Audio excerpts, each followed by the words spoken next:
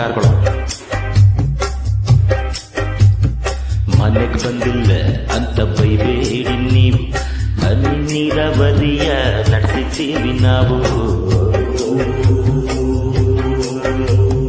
ಮನೆಗೆ ಬಂದಿಲ್ಲ ಅಂತ ಬೈಬೇಡಿ ನೀವು, ಹನಿ ನೀರಾವರಿಯ ನಡೆಸಿದ್ದೀವಿ ನಾವು.